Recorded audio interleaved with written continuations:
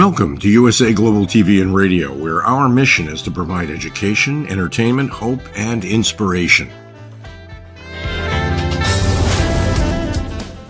USA Global TV and Radio connects you with experts and audiences all around the world every single day to help you succeed in business and to live a richer life. Visit us at usaglobaltv.com to learn about career and life-changing training and mentoring programs like the Listening Mentor. Subscribe to our newsletter to stay informed about our special programs and offers. Discover how you can become a guest on one of our shows or a host or producer of a USA Global TV and Radio show of your very own. That's USA Global TV and Radio, where the doctor is always in.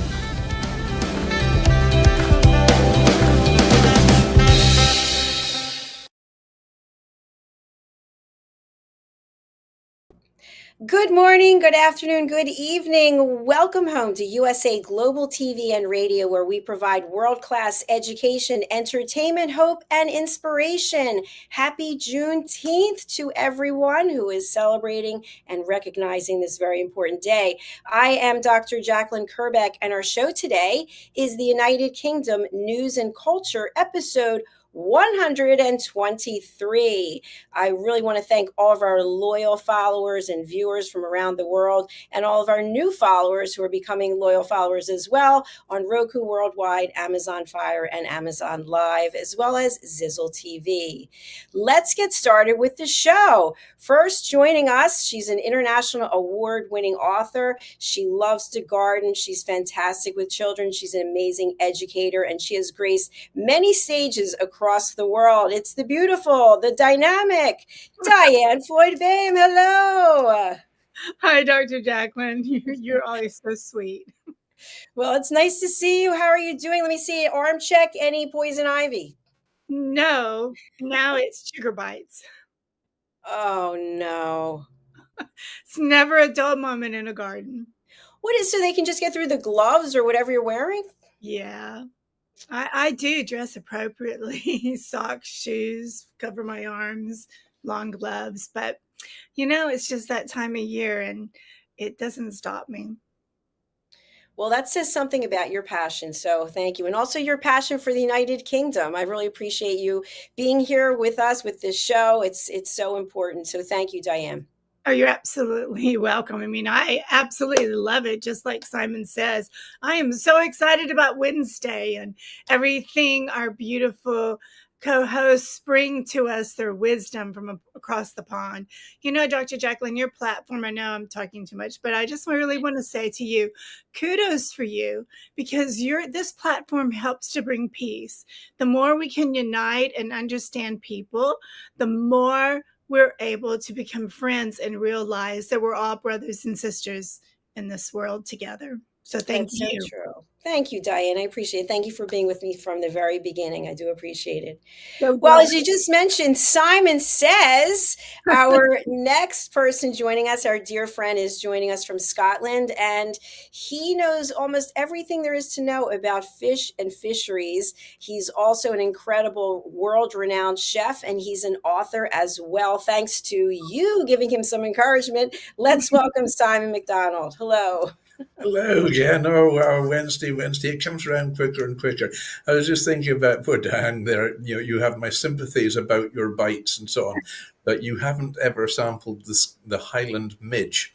And the Scottish midge, it's about 1/10 of the size of a mosquito, but it's got 10 times the bite. And if you kill one, 100 turn up to the funeral. I mean, they just, in the evening, just now, it's quite difficult to go outside without getting savaged by these little things. I mean, you can hardly see them. I mean, they're barely the size of a pinhead, but oh boy, do they pack a punch. Oh my gosh. I would not. We'll have to have the two of you on our show, Coexistence and Sustainability, where we talk about animals all the time. Well, let's welcome our other beautiful panelists. These two are really the dynamic duo, and they're expert correspondents. They're experts in everything about the royal family, and in their own right, they have accomplished so much. And they are joining us together, HELENA and Mr. Ian Pelham Turner. Welcome to the program. Hey, good to see you guys. Good to see Everyone's you. smiling away. Yeah. I've just come back from Sweden. Oh, you Sweden. what a How was beautiful your trip? It was marvelous. I had time, but it was so good. And talking of midges, I was helping my sister as well in her garden because they've just moved, and it's absolutely beautiful. Here in the UK as well, we've got this deluge of like snails and slugs, but they weren't to be seen in Sweden, so we had a happy gardening time. But yeah, it was great. I think Princess Beatrice also was in Sweden at the same time, but she was at a conference for Mind. She does a lot of charity work. So yeah, so that was great.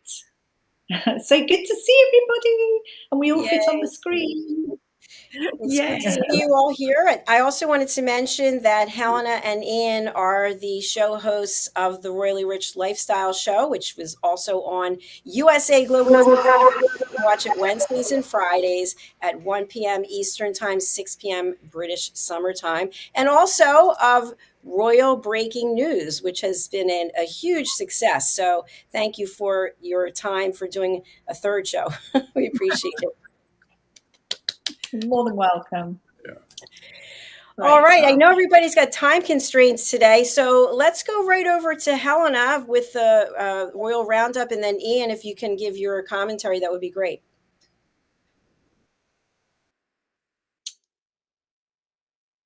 Okay, I think we're going to start with today. So Duke and Duchess of Edinburgh, happy 25th wedding anniversary. They released a lovely portrait taken by photographer Chris Jelf, a beautiful picture where the Duke of Edinburgh is sort of holding Duchess of Edinburgh, and it's absolutely beautiful. They're wearing sort of natural colours. There we are, and it's absolutely beautiful shot, I think. They were married on the 19th of June 1999 in St George's Chapel, Windsor. This particular picture was taken at home in Surrey in their gardens. Very relaxed shot. I just feel the Duke of Edinburgh is really beginning to look like his late father. But they are such a wonderful couple. You know, really strong as a family. They get on incredibly well, and they're a real safe pair of hands as well for our royal family. They don't get as much coverage as the other main royals, but nevertheless are really strong parts of, I would say, a very, very close royal family. So yes, wishing them lots of love. And what do you think, Ian? Did you like the shot?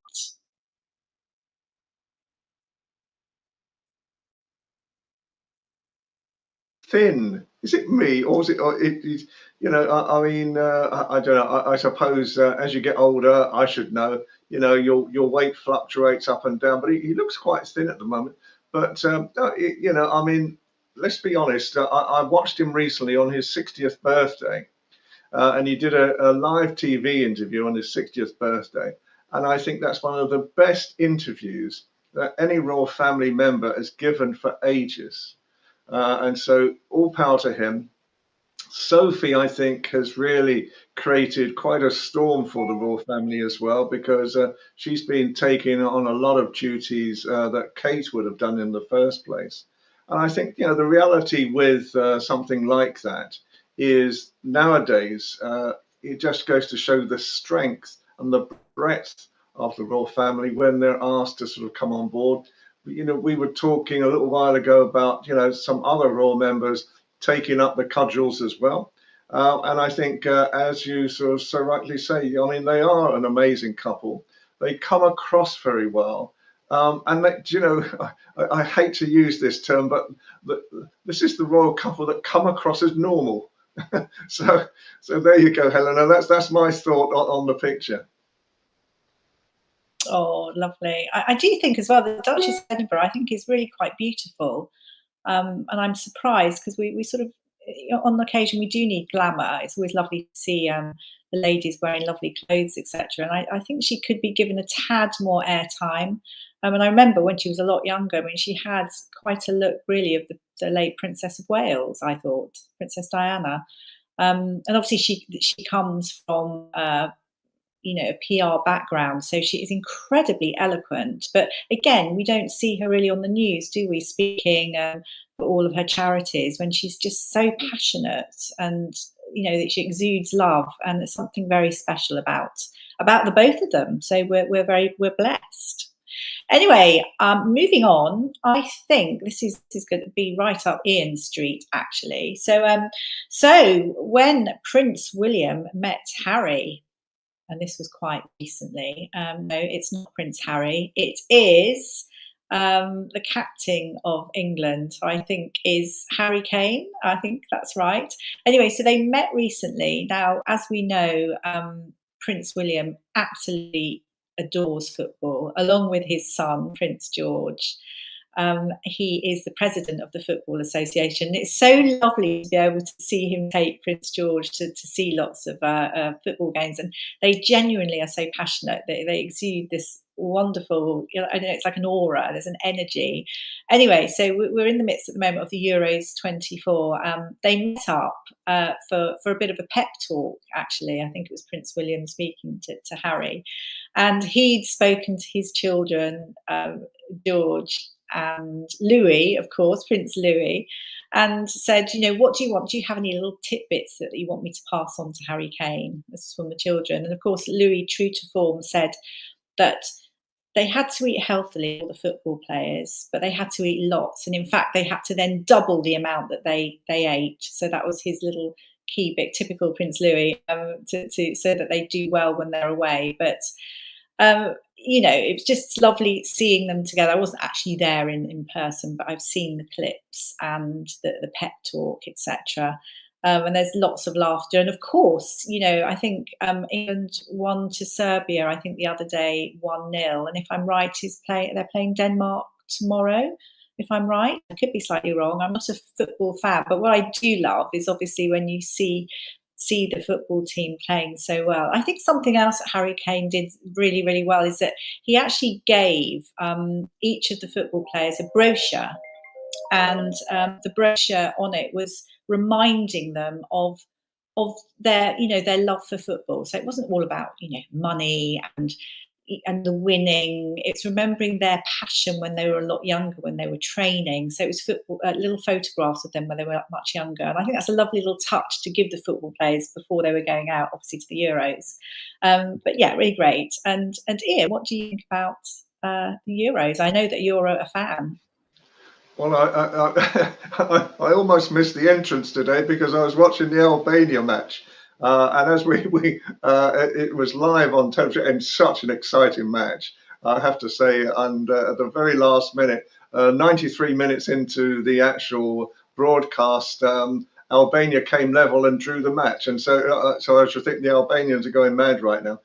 I think that the biggest quote that I found quite amusing in some ways with William when he was with the England team was that his quote of "eat like a prince," and that's what he was sort of saying to them, that they've got to eat like princes, and it sounded like Marie Antoinette and let them eat cake. I don't know. It's one of those sort of strange things that somebody sort of says at times and probably didn't realise what he was saying. But I think it's been taken on board. Obviously, as we all probably know by now, England very much struggled, let's be honest, to win the match. They were very lucky to win the match. Unfortunately, Scotland at the moment got, absolutely hammered against Germany on the opening one as well. But again, it is Scotland, I believe, again tonight. So let's hope, let's talk up Scotland, no doubt. And Simon will probably want to do that with his kilt on and his rosette, chantering up the bit for Scotland. And so he should as well, because they are a great team as well. Anyway, back to you, Helena. Thank you, Ian. Thank you, Ian. I'm going to bring up a little bit. We can't not talk about trooping. Now, Trooping the Colour, which was on Saturday. Lots of people that came from abroad to see trooping. No one really knew who was going to be there, but everyone was hoping that the Princess of Wales would be there. And of course, there was a release made from Colonel Catherine, I like to call her. That's the Princess of Wales. We had an inkling that she would show up, and she did. And it absolutely made everybody's day. All the people that travelled from abroad, etc., to wait from the early hours, to be part of trooping, but just to the general public and broadcasters, photographers. I mean, everyone was so excited, and it was almost like that absence makes the heart grow fonder is just so true, isn't it? We had an honest, open, sort of vulnerable statement the night before that she put out, and talking about her cancer treatment and saying that she has good days and bad days, but she's not out of the woods. But obviously was really enthusiastic to join everyone on trooping. I just think it really humanised her, and people were just so pleased. It's very stoic, brave, courageous, all the things that you can imagine. And she also thanked the thousands and thousands of people who had contacted her, who wrote to her, who sent her cards. Sort of like she's a beacon of hope and strength for those fighting cancer too. So there's a lovely picture of the Princess of Wales actually on the balcony. She's there. She was there for her children.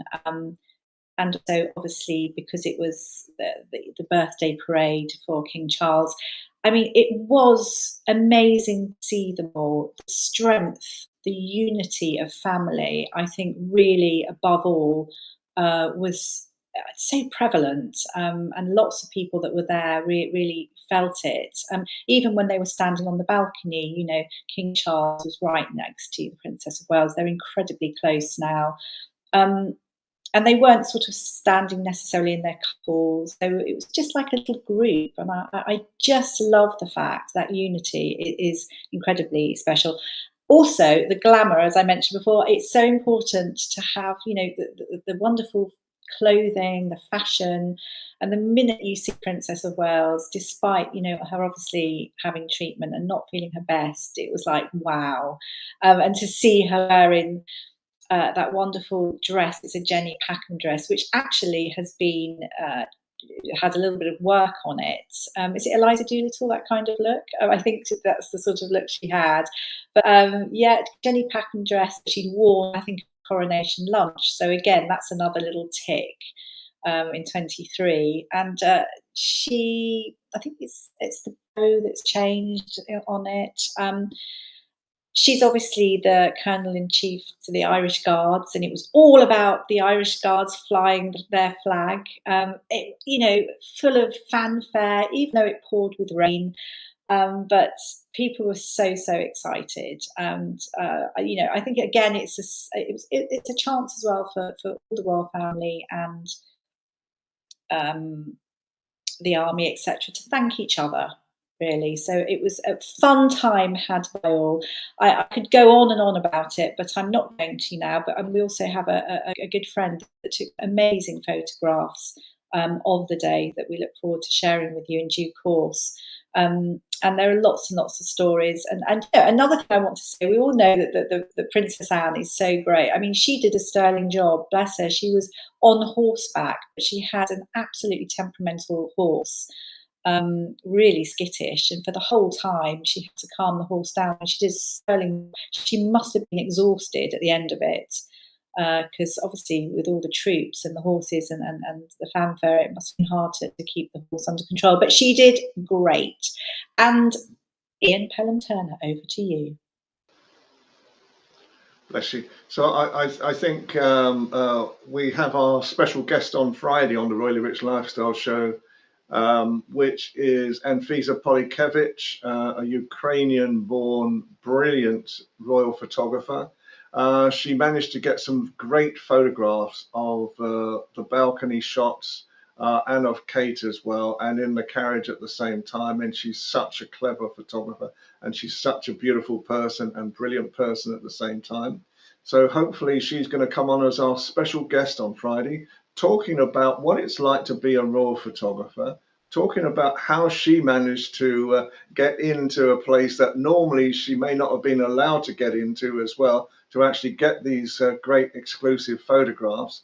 And she is a treasure. She's a treasure to our own show, Ronnie Rich Lifestyle Show, and she's a treasure to Britain and a treasure to Ukraine at the same time. So we're really looking forward to showing some of her photographs off. Hopefully she will come in to actually talk about the special photographs that she takes. And she's just a very, very special, lovely person. So look out for our Ronnie Rich Lifestyle Show on Friday and Fiza Polikevich. You know, it took me about 2 years to learn how to pronounce her name properly. And she is smashing. She is great.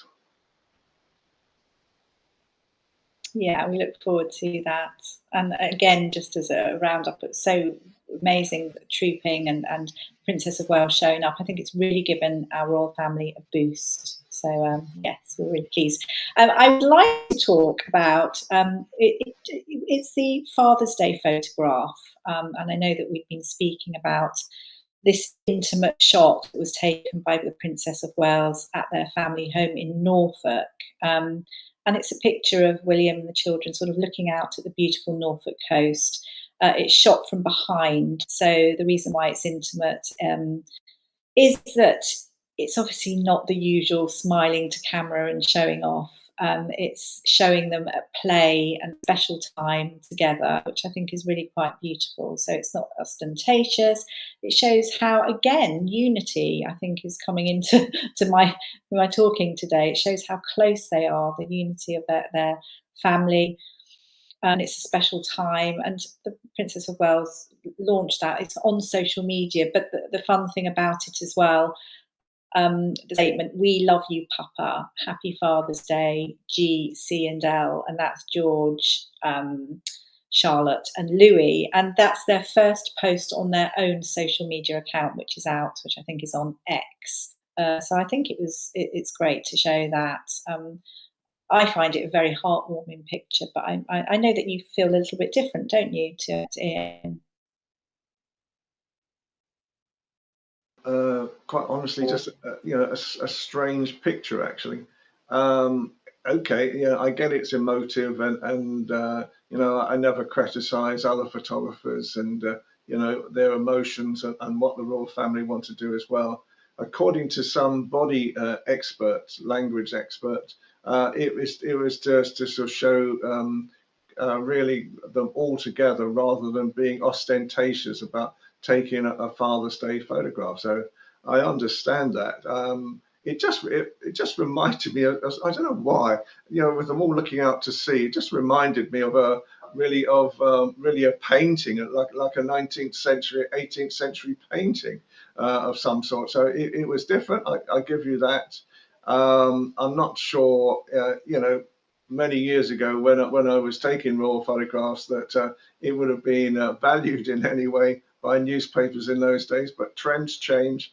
And, I presume in reality that it is what it is. And at least that they sent a photograph out, which is always good. And it was a great reminder that all the fathers in the royal family have really shown responsibility, courage and commitment to the throne and to Great Britain as well. Yeah, I love it. I do love it. I think there is so much news, but I think I'm going to stop. I'm going to stop there, and I hope, unless Ian, you may have something else that you want to share. I don't know. I mean, there is so much news at the moment, and I think the good thing is, we've got Ascot, and it's a real time at the moment for the royal family. There's lots of events, lots going on, and so we've got so much more to report. But I think just as a very small royal roundup today, that's my give, and I'll be back next week with more fun and games. Yeah, and I think from my end, I think the reality last weekend, it showed unity at last. I wished Harry and Meghan had been there as well, to have been allowed to sort of participate in things like this. I know the couple in America were, I think, quite concerned that they are not being invited to these things anymore. And I think, especially with a military role as well, Harry would have been looking at this scenario of Troop in the Colour, perhaps with some envy as well nowadays at the same time. So let us, hopefully our final thought is, let's get a united royal family. Let's bring them back together. Let's find ways of bringing them back together rather than tearing them apart. That's my thoughts.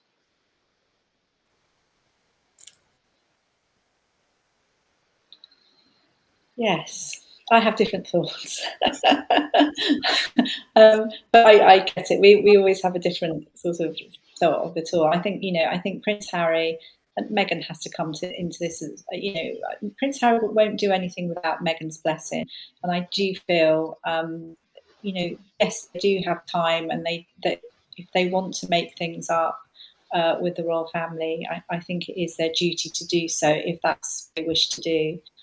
I do hope that if they are going to be getting a property in the UK, which we've been led to believe, that this is a good sign, and that will mean more communication and maybe being able to work through the trauma and upset that's occurred, everybody, and then hopefully then there'll be a positive way forward. So yes, I really, really hope that that's the case. But even so, Harry and Meghan are happy where they are, and I do see a stronger, united royal family too. And obviously what we do see are the cousins that are stepping up whenever needed.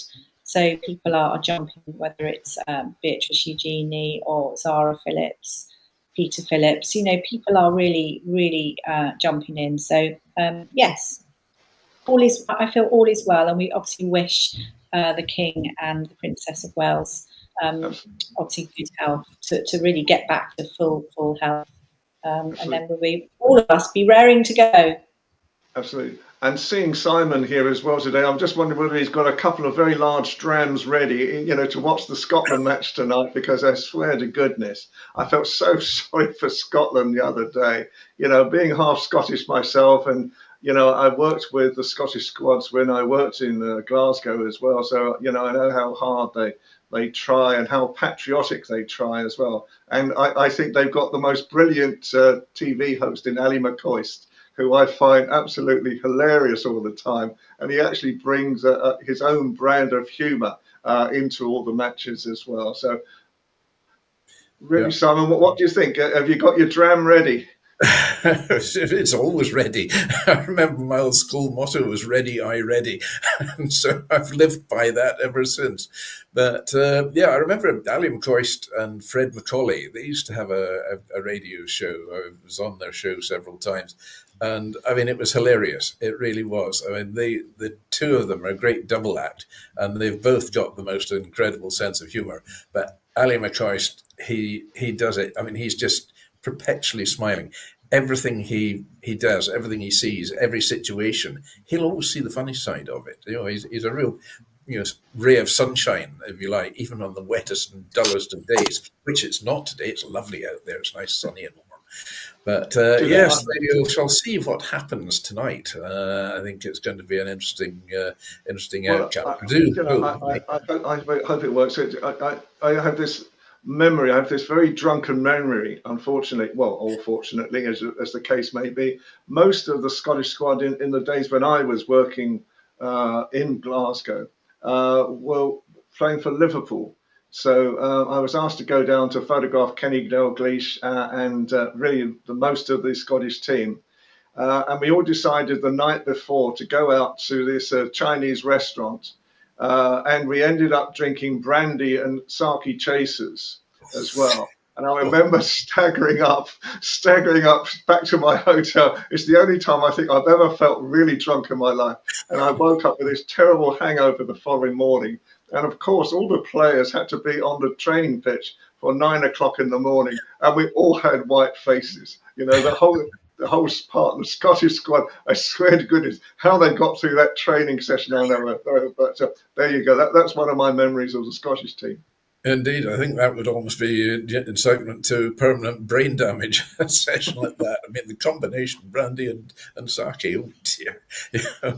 But there we go. No, my connection in the football world is my father was a director of Glasgow Rangers, and so he lived, breathed, and ate football all the time. So, I have sort of fond memories of being taken up to the matches and sitting in the director's box with them and watching the procedures, in particular of the Old Firm matches of Rangers and Celtic, which is... I remember them well. And the very first Old Firm match I ever photographed, as I was going down the tunnel at half time, this blue balloon came over into the tunnel, and I sort of batted it away. And it ended up in the Celtic section of the crowd and started a riot. I should think so. It would have been shot down very quickly. And this superintendent came running over to me and said, "What did you do that for?" So I have many fond memories of Scotland, especially. Yes. Oh, well, the weather here today is stunning. The tourists are out. The midges are out. It's all swell with the world. We got the midges in the early morning and then in dusk in the evening as well. Oh, wow. Have they got their teeth sharpened up this year? But I would imagine most of Scotland is in Germany, isn't it? Quite a lot of them, yes. I think Scotland has moved to Germany this week for the Euros. I've never seen so many Scots in all my life. And from what I hear as well, in Edinburgh, they ran out of kilts. Yes. The very famous kilt centre. They ran out of kilts in Edinburgh for the Scottish fans to get over there as well. So I love Scottish people, obviously, as you know, and I think the team spirits that they have as well. It's just great fun, and I really, really hope tonight they can actually win the match and so save themselves and get into the quarterfinals. It would be great. Yeah. Fingers crossed. We'll be watching. It was nice to see the two of you gents having a chat. I didn't want to interrupt, but I know Simon has a presentation to give. So And I never even brought up smoked salmon once. Over to you, Simon. Well, anyway, here we are. So it's harking back to the photograph of the Princess of Wales there. Gosh, she's just looking absolutely stunning, and it's so nice to see her there. Anyway, this week, last week we talked about the role that the town of Inverary played in the Second World War, leading up to the Normandy landings. I mean, 250,000 servicemen in a town of 564 people took quite a bit of doing. So this week, still on the same theme, but moving a little bit further north up the west coast as well, an area which I'm very, very fond of, an area I lived in for about 35 years, and that's the area around the west of Lochaber. And if you got a map of Scotland and go up the west coast to about exactly the halfway point, then you are pretty much in the area. So today I'm talking about the covert side of World War II and Special Operations Executive, or SOE it was known, which was based in that very area where I lived. I'll hasten to add, not at the same time. So this is really about the art of ungentlemanly warfare. And Arisaig House, as you see in the photograph there, it lies about 2 miles southeast of the village of Arisaig in Lochaber. And it's located on the road to the Isles, which is a historic route which connects the town of Fort William to the port of Mallig in the beautiful West Highlands of Scotland. By its location, the area of West Lochaber is relatively isolated and lightly populated, and I can verify that because it would cost me, it would cost me 10 litres of petrol to go and buy 5 litres of petrol. So it's a long way from the nearest bank, supermarket or petrol station. And during World War II, Arisaig House, along with 8 other large houses and hunting lodges in the area, were requisitioned for use by the Special Operations Executive, or SOE, and became a no-go area. The SOE established its first training base at Inverary Castle, which is, or Inverary House as it's sometimes referred to, which is in the photograph just now. and then later transferred its headquarters to Arisaig House itself. And Inverary became a commando training school in the art of ungentlemanly warfare. Arisaig House became an SOE special training school designated as STS-21. It functioned as a finishing school and specialised in commando skills, providing the final stage of training for agents destined to serve in the field. Many other local buildings were requisitioned for use by SOE to accommodate and train the men and women preparing to serve as undercover agents. The area around Arisaig was critical to the preliminary training of some 3,000 special agents, and with only one access road, it was actually easy to seal off as a special protected area and keep it secure from unwanted attention. And although it had the advantage of remoteness and distance to keep prying eyes away, it was also convenient for legitimate visitors to reach, as it was served by a railway line. So security was rigorously maintained, and even the locals there were required to have special passes for movement into and out of the protected area. So from May 1940, the War Office started the process of requisitioning properties in the Scottish Highlands for unspecified military purposes, one of which was Inverary House, which was the home of the Cameron Head family. And I remember old Mrs. Cameron Head very, very well. Very eccentric character, a wonderful, wonderful lady. So, situated close to the shores of Loch Eilert and on the foothills of Shuncruch and Unstack, Inverary House had been identified as the ideal location for an irregular warfare school. So, under the stewardship of military intelligence or research, Brian Mayfield and Bill Sterling, who was the elder brother of David Sterling, who formed the Special Air Services, or SAS, which is the British Army's elite Special Forces regiment, and had been appointed as commanding officer and chief instructor, respectively, of what had been designated as the Special Training Centre, or STC, Loch Eilert. Mayfield and Sterling's first jobs were to recruit instructors suitably qualified in the teaching of the black arts associated with guerrilla warfare. Shimmy Lovett, the Lord Lovett, who was my godfather, who was Sterling's cousin, was an obvious choice. Recently departed from his father's old regiment, the Lovett Scouts, he was looking to utilise his skills as a sniper and a stalker and expert of fieldcraft in rugged and inhospitable terrains. A wide array of instructors had been recruited and were soon passing on the benefits of their experience, either military or otherwise, including Jim Gavin of the Royal Engineers, who was a Himalayan climber, and he was part of the 8-man climbing team on the Everest expedition of 1936.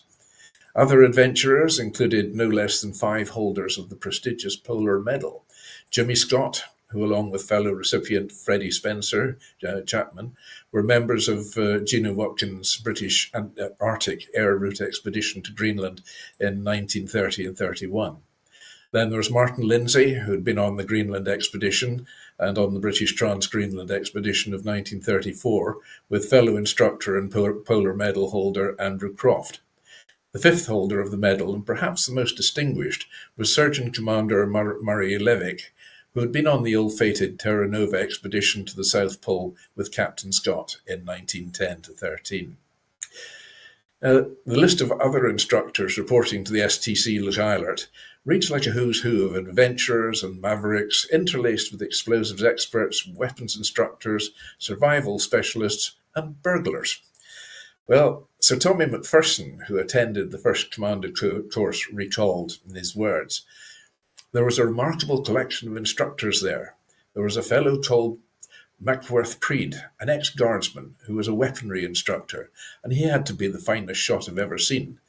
With a .303 standard bolt-action rifle, he could get 3 magazines off in a minute, and they'd all be in one or beside the bullseye at 300 yards. He was a remarkable chap. He used his 3rd finger on the trigger and flicked the bolt, which had very easy action, with his 2nd finger after each shot, and the speed was astonishing. We had a very good explosive chap and a gentleman on release from Peterhead Jail, who was an expert safe man, and a very nice chap he was too." Then we go on. The famous actor David Niven was trained in explosives at Inverary House, becoming an extremely adept at blowing up trains and other targets. And as well as having a starring role in the movie The Guns of Navarone, David was also the technical explosives advisor to the movie. He was heard to say, "Well, at least something I learned in my army training came into useful in peacetime." The inaccessibility of the location and harshness of the environment made it a perfect training area for the fledgling commando officers, many of whom had only spent a few weeks with their men before being sent on to the Highlands. Survival and fieldcraft training were the remit of Lord Lovat and his fieldcraft team, who used local gillies and non-commissioned officers from the Lovat Scouts to assist with instruction and demonstrations. Lessons and exercises were carried out in the rugged terrain around Loch Eilert, and believe me, it is rugged there as well. I mean, the hills are just vertical. These hills were home ground to myself for many years, and I know just how difficult and unforgiving they can be, with the weather changing from good to horrendous in seconds. And I've been caught out in them before, and it gets really bad there. The hours were spent learning how to patrol using the ground and natural features to their advantage, while being taught the principles of camouflage and concealment. Stalking was taught day and night, and they were taught how to kill, skin, gut, and cook deer, sheep, and rabbits. They were encouraged to use boats in the sea loch to supplement their rations with fresh mackerel and sea trout. Live firing was commonplace. Mad Mike Calvert from the Royal Engineers assisted Jim Galvin with the fundamentals of explosive devices, booby traps, and all the associated components required for demolition and sabotage. It's not unusual, even to this day, to come across a few rounds of live ammunition partly hidden amongst the rocks and boulders on the mountainsides. It was just, the noise on those hills must have been something else in those days. So, as with all commando training, physical fitness was one of the key components. The mountainous terrain and inclement weather turned a standard route march into a real feat of endurance. John Murray of No. 2 Commando recalls the experience, and in his words, he said, "We underwent some pretty hair-raising and tough training in or around Loch Eilert. I remember marching from Fort William to Loch Eilert on an unmade road. It was no joke, despite the fact that we were all reasonably fit. I also remember being in the tender care of Captains Fairbairn and Sykes for unarmed combat." Well, I should mention here that the march from Fort William to Loch Eilert, it's about 35 miles in distance. And just imagine doing that in all weathers, carrying about 50 pounds of kit on your back and another 8.5-pound rifle as well. It's quite a feat, it really is. And with both feet, there'd be a lot of blisters. If assault courses and physical training exercises were the norm, the Fairbairn and Sykes brand of PT wasn't. They taught them to fight with knives, sticks, shovels, toshes, tin hats, anything they could get their hands on. How to smash eardrums, rip mouths, split cheeks and gouge eyes, and for good measure how to break necks as well, dislocate shoulders and crush sternums. It was tough stuff. Training designed to teach them how to kill a man with their bare hands, and how, in Fairbairn's words, were to get tough. At the end of the war, there was a meeting with Winston Churchill and General Eisenhower, along with a senior British intelligence officer, in the drawing room of Inverary House. Now, this meeting was a top-secret discussion which actually set the groundwork on the forming of America's Central Intelligence Agency. The CIA was born there. Sadly, Inverary House today, it's in a state of decay, and it's almost beyond repair. I saw it just recently, and it's so sad looking at it now. Until 2014, one of the rooms in the house actually served as the local post office to Loch Eilert. I have many fond memories from my frequent visits to Inverary House, or Castle, as it was also known. In the hallway, old magazines and newspapers were piled up on a large table, and they were left as they were in 1945 by the military occupants. Officers' names are still to this day inscribed in gold leaf on several of the doors on the first floor. A clear-out in 1995 uncovered numerous boxes and army kit bags under the tables, some of which contained radio equipment and other military paraphernalia. And there was one box of live Mills 36 hand grenades discovered behind a couch in one of the other rooms. An incredible time warp of military history dating back to the war years. And I've even enjoyed the nostalgia of a number of true traditional Highland balls there, with everyone in their finery and dancing to reels and jigs accompanied by local pipers. Much whiskey was enjoyed, and it would go on all night and even into the next day. Arisaig House, the former SOE headquarters, was until 2020 Aurelian Chateau 5-star country house hotel, where I have enjoyed many a meal of superb quality food. It's now reverted to a grand private country house with an incredible history, and not without a certain amount of mystery.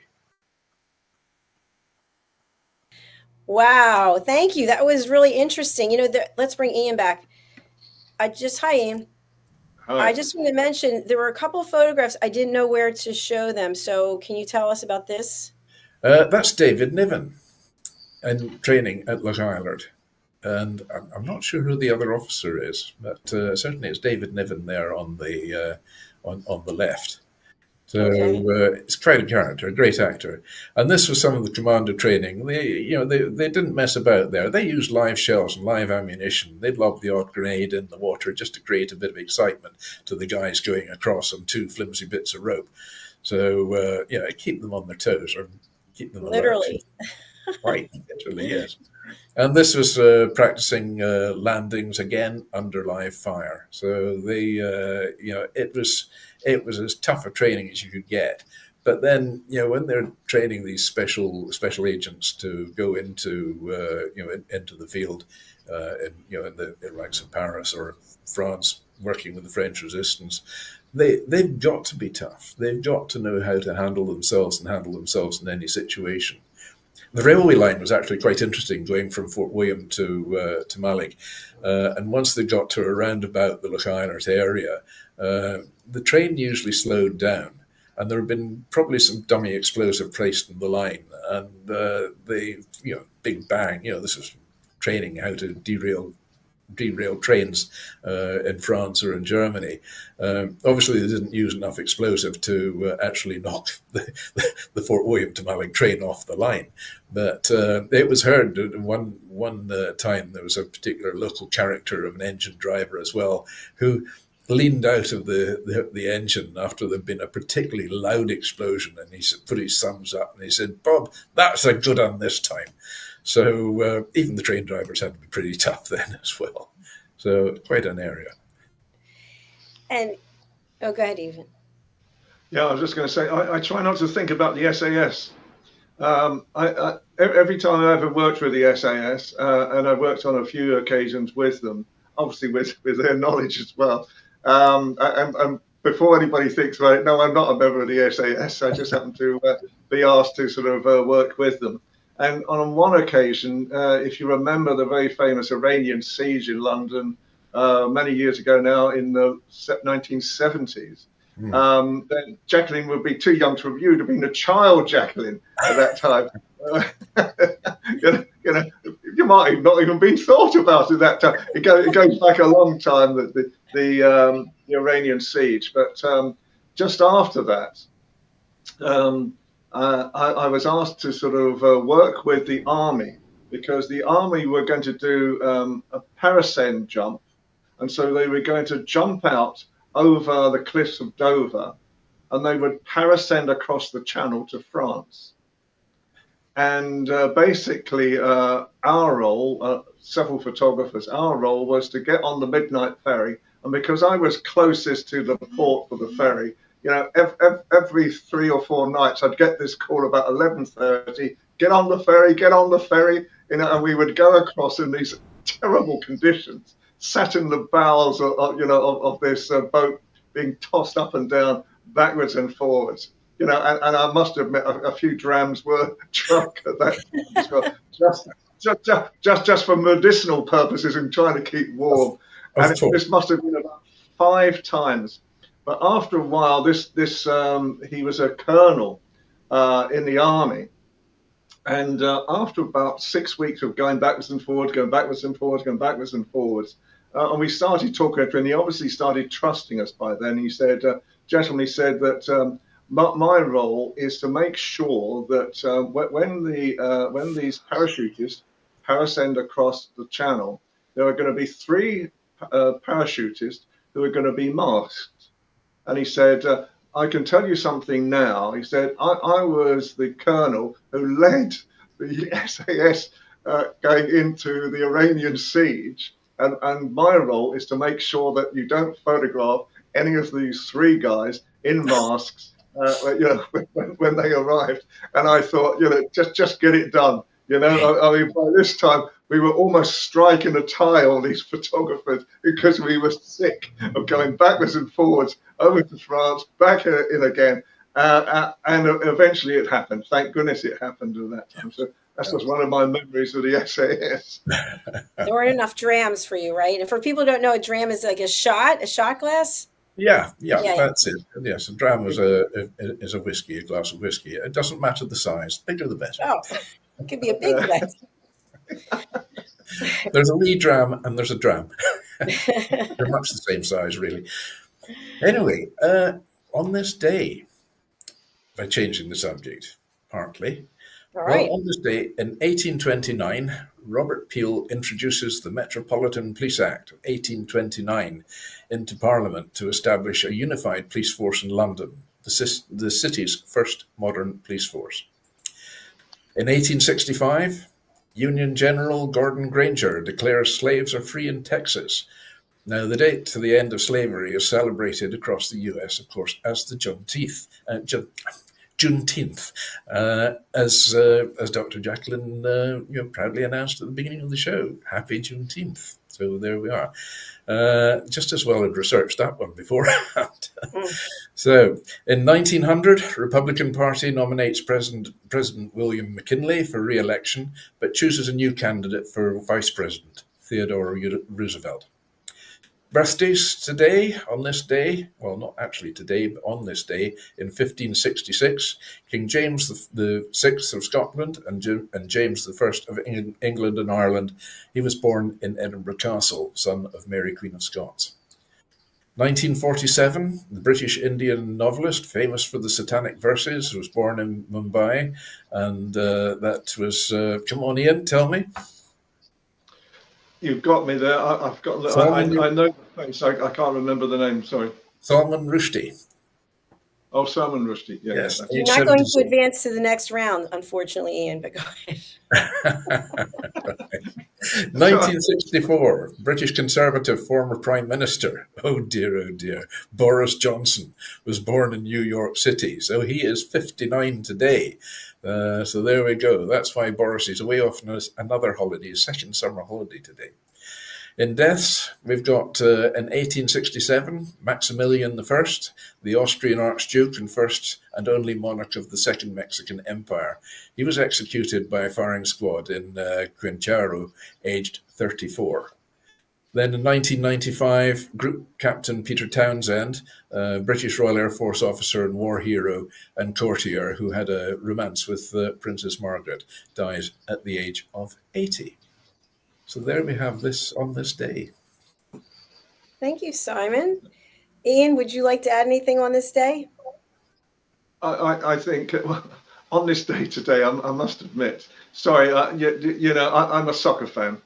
So on this day today, the biggest event in Britain today, I have to say, not the Royals, it's Scotland playing tonight in Germany, and the reality is, let's hope tonight, because the other day they were marmalised. In reality, they lost 5-0 to Germany in the opening one. So on this day today, my biggest thought for the whole of this nation, let's support Scotland, because when you look at the Scottish supporters as well, the reality with the Scottish supporters, they are some of the best supporters in the world. And I always remember when I used to be a photographer many years ago now, that when there was an England and Scotland football match in London, they were all come to Trafalgar Square.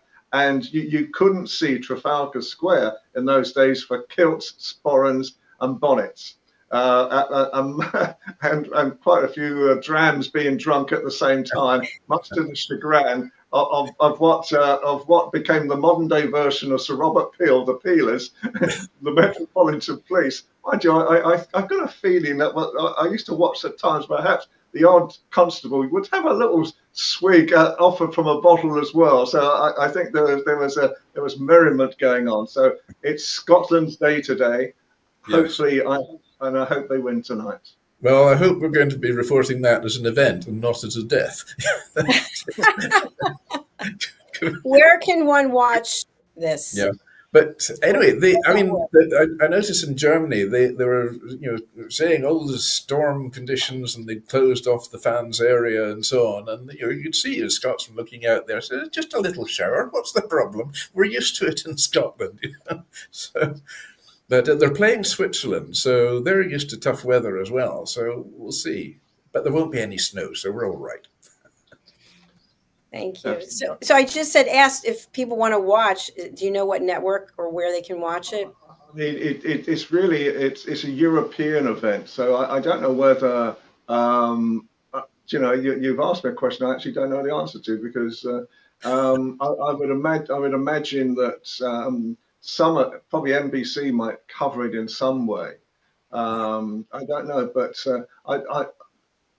unfortunately, because of the cost these days of actually the amount of money that networks have to spend to actually get some television rights to this, it is highly expensive. So whether I know Americans love soccer now, which is great, but I don't know whether it can be seen or not. And that I don't know. Simon, do you know? Is there a Absolutely no idea at all.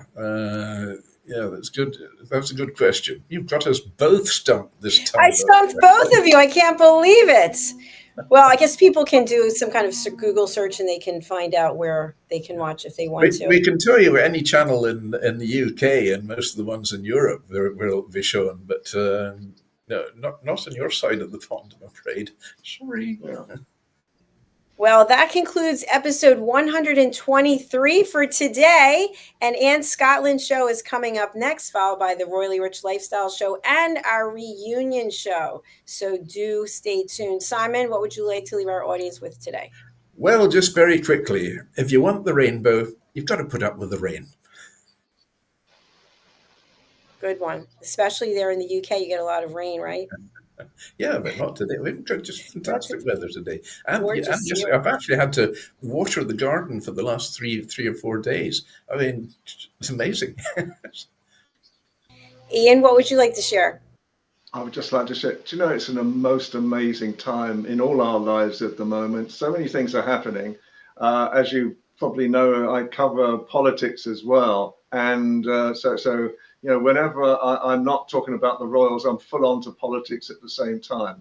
So as much as I enjoy politics, please, 4th of July, American Independence Day becomes Britain's Independence Day, because we don't know who's going to get voted in the next general election. So July the 5th will be our Independence Day.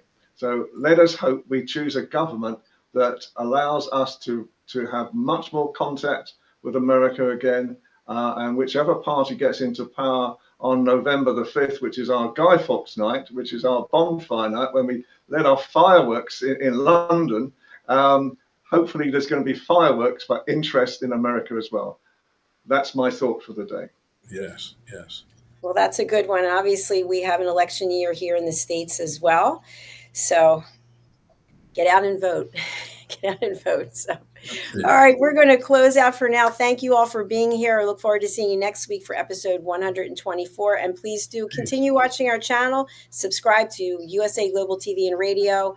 Download our app on Roku Worldwide and Amazon Fire. We'll see you all again soon. Bye for now.